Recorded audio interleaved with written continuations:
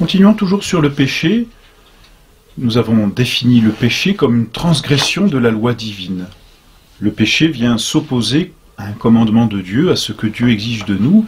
Finalement, le péché s'oppose à notre propre perfection, parce que les actes que nous posons, nous les posons en vue de notre propre perfection. Et notre propre perfection, c'est Dieu. Dieu est notre bien souverain. Dieu est le bien suprême de toute chose et de tout être. C'est pourquoi pécher, c'est transgresser la loi divine, c'est-à-dire c'est transgresser les lois que Dieu nous a données pour nous permettre de jouir de lui comme bien suprême.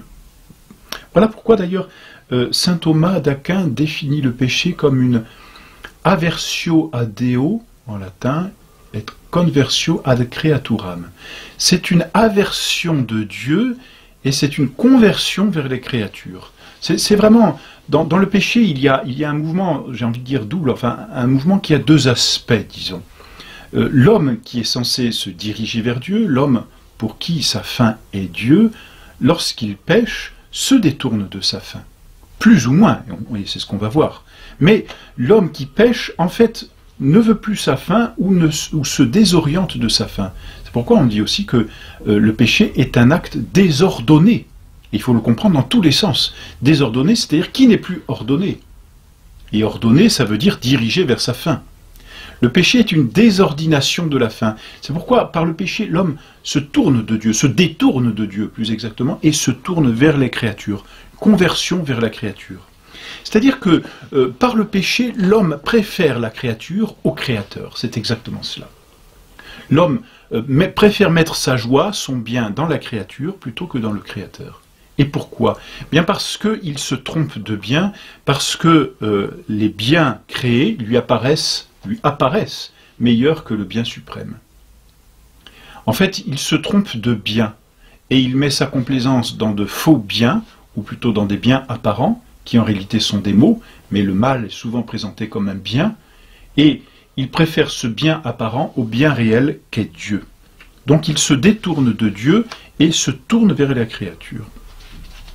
Les causes excitantes du péché, c'est toujours les mêmes. Bon, il peut y avoir l'ignorance, effectivement, on se trompe de bien, on ne sait pas, on en a déjà parlé, la concupiscence, la malice, mais il y a aussi le monde, et le monde est source de péché. Le monde qui propose de faux biens, hein, tout ce qu'on peut appeler le toc du monde, n'est-ce pas, qui ose comparer Dieu bien suprême au bien créé, et qui fait croire qu'on peut trouver son bonheur dans les biens créés. Le monde qui propose la richesse, le monde qui propose le pouvoir, et qui fait croire que ce sont là les biens suprêmes. En fait, le monde est source de tentation. Le monde est source de tentation aujourd'hui, on voit bien, quand il permet de transgresser la loi divine, les lois du mariage par exemple. Le monde est source de tentation. Le monde est une cause excitante du péché dans ces cas-là. Et puis il y a une dernière cause aussi du péché, c'est le démon lui-même. Et l'on voit par exemple dans l'Évangile cette scène où notre Seigneur, dans le désert, est tenté par 3 fois par le démon. Notre Seigneur n'avait pas de concupiscence ni de malice, pas d'ignorance bien sûr. Étant dans le désert, le monde ne pouvait pas être source de tentation, il n'y a rien dans le désert. Eh bien la source ici de tentation pour notre Seigneur, ça a été le démon, cause excitante. Et le démon agit parfois sur chacun d'entre nous et peut causer ainsi le péché.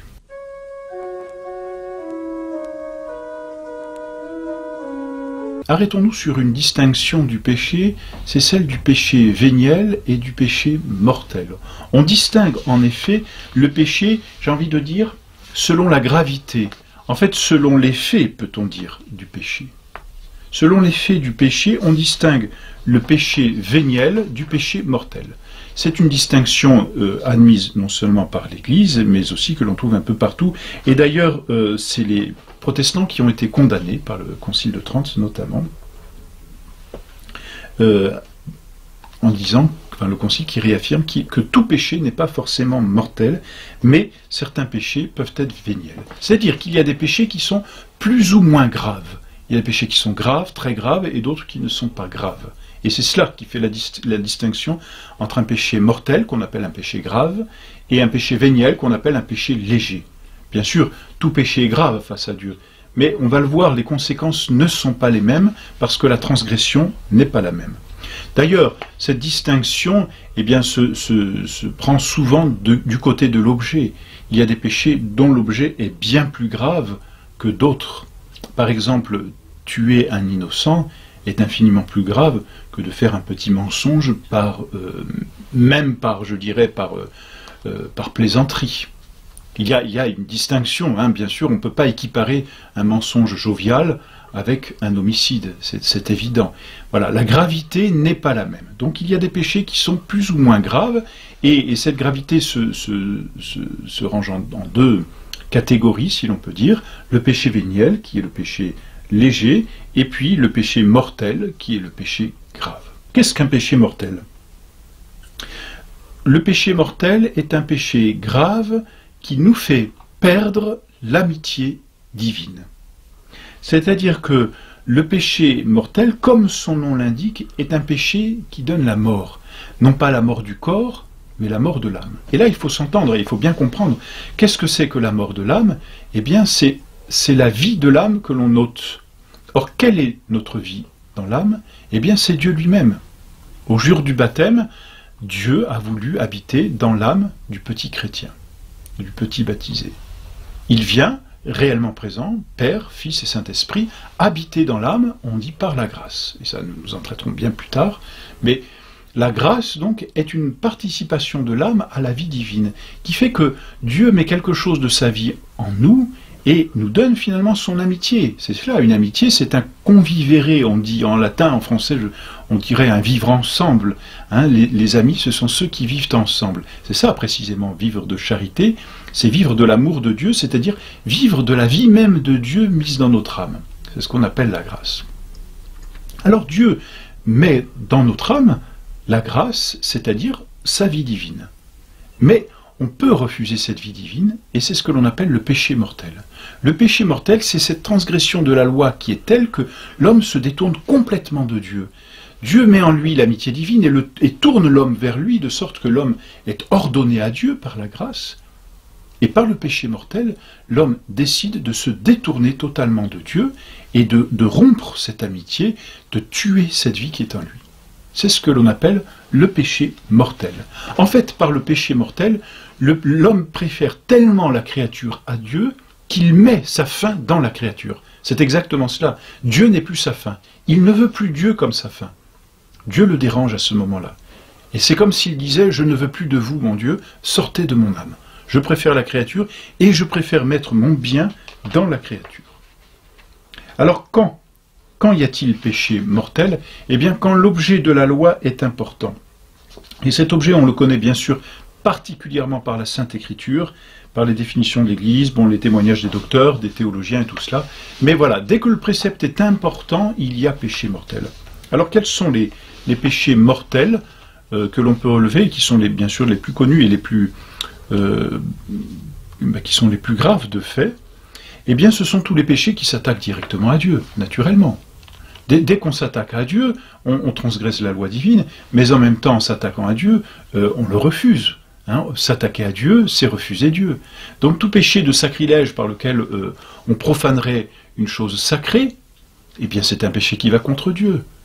Profaner une église, c'est un péché mortel. C'est un péché par lequel on s'oppose à Dieu très clairement. Blasphémer, c'est-à-dire dire des paroles inconvenantes ou qui vont directement contre Dieu, c'est aussi chasser Dieu de son âme, c'est pécher mortellement. Donc tous les péchés qui attaquent Dieu directement sont des péchés mortels. Ne pas respecter le repos du dimanche, c'est-à-dire du jour du Seigneur, c'est un péché mortel. Et l'on voit là comment la société est coupable vis-à-vis de Dieu, et comment la société entraîne les âmes à ne plus servir Dieu. Ne pas aller à la messe, alors que c'est une obligation grave, c'est un péché mortel, le dimanche. Voilà, donc premier péché, je dirais, tous ceux qui transgressent directement Dieu, tous ceux qui vont contre Dieu. Et puis ensuite, les péchés mortels aussi, ce sont tous les péchés de luxure. Donc tous les péchés d'actes impurs, qu'ils soient solitaires ou qu'ils soient contre l'ordre naturel, à partir du moment où ils sont désordonnés de leur fin, c'est-à-dire de la procréation, eh bien tous ces péchés sont mortels. Ils vont contre Dieu, et ils vont contre l'homme, ils vont contre le prochain, mais ils vont contre la vie dont Dieu est l'auteur, c'est surtout ça. Dieu est bon, et sa bonté c'est de donner la vie. Alors celui qui supprime la vie ou qui va contre la vie, à partir du moment où c'est une vie humaine, il va aussi contre la vie divine, puisque Dieu a voulu ajouter à la vie humaine une vie divine. Voilà pourquoi tous les péchés de luxure, parce qu'ils sont désordonnés de leur fin, c'est-à-dire qu'ils ne sont plus ordonnés à la procréation, à donner la vie, eh bien sont désordonnés de Dieu aussi, et sont des péchés mortels. Et là l'Écriture insiste bien sûr assez lourdement que tous ces gens-là, tous ces pécheurs, tous ces luxurieux, hélas, vont en enfer. Et puis ensuite, tous les péchés qui blessent gravement le prochain, eh bien, sont des péchés mortels aussi.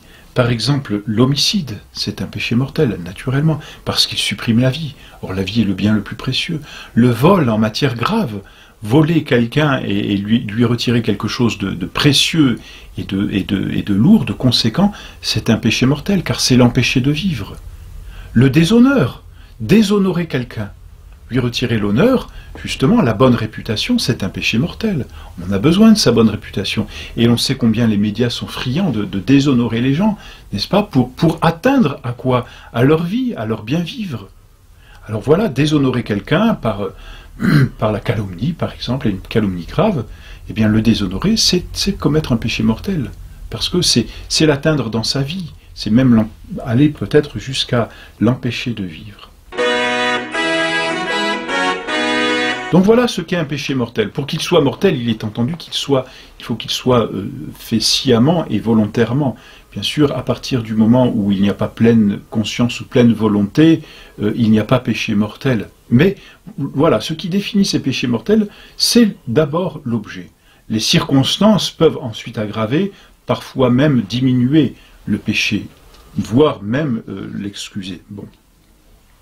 Mais le péché mortel, c'est donc une transgression grave.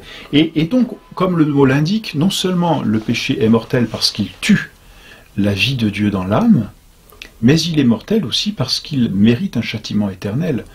Parce que l'homme, par le péché mortel, a préféré la créature à Dieu, eh bien l'homme est coupable d'une transgression grave, et donc d'une peine grave.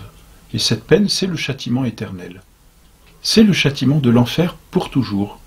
On entend parfois dire que l'enfer n'est pas éternel, mais c'est dans l'Évangile. Notre Seigneur lui-même dit que ce feu est éternel. Et en fait, le pécheur qui pêche gravement se jette de lui-même en enfer, parce qu'il rejette Dieu. Et en rejetant Dieu, il se jette lui-même en enfer. Il refuse Dieu. Comme Satan, n'est-ce pas, qui a dit « je ne servirai pas ». Et en disant « je ne servirai pas », il a été précipité en enfer. Mais en fait, il serait plus juste de dire « il s'est précipité en enfer ». Eh bien, le pécheur qui transgresse la loi divine gravement, le pécheur qui pêche contre la luxure, le pécheur qui pêche contre Dieu par sacrilège, par profanation, par blasphème, le pécheur qui pêche gravement contre son prochain, celui-là, eh bien, transgressant gravement la loi de Dieu, refuse Dieu, préfère la créature au Créateur et se jette de lui-même en enfer. Allez au feu maudit, dans ce feu éternel qui a été préparé pour vous.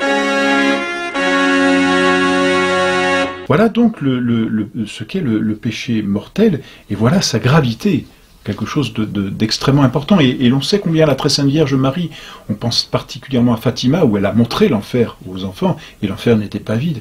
Elle leur a dit, priez pour les pécheurs qui se damnent. Priez pour les pécheurs, et plusieurs fois elle a insisté, priez pour les pécheurs, parce qu'ils vont en enfer, et c'est grave. Parce qu'on ne s'en remet pas. Et l'enfer, on l'a vu quand on en a traité, mais l'enfer, c'est ce lieu où il n'y a pas de joie, il n'y a pas de bonheur. Voilà pour le péché mortel. Alors, l'autre péché, eh bien, c'est le péché véniel. Le péché véniel, c'est une offense à la loi de Dieu, mais qui ne fait pas perdre l'amitié divine. De sorte que la grâce reste dans l'âme, l'amitié divine reste dans l'âme, mais il y a une transgression malgré tout de la loi, et il y a une offense qui est faite à Dieu. Si vous voulez, autant le péché mortel, vous voyez, l'homme est comme un pèlerin sur cette terre, il a une fin, c'est Dieu, c'est la béatitude. Par le péché mortel, l'homme change de route. C'est-à-dire qu'il dit, cette fin je n'en veux plus, je vais ailleurs. Donc il change de direction, complètement.